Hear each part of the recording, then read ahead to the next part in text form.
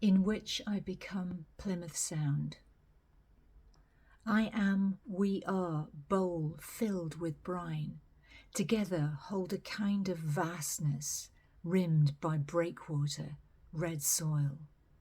At lowest astronomical tide, cracked teeth rise, but no trace of past journey is perceptible, except for tributes at Mayflower steps to speculators who staged raids across a colder globe.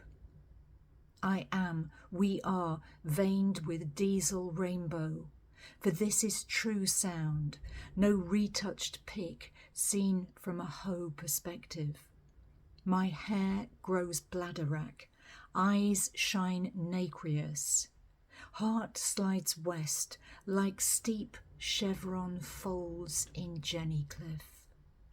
Men's effluent from frigates, trawlers, float stinking in our face, and shawls of orange net bedeck Baton Beach.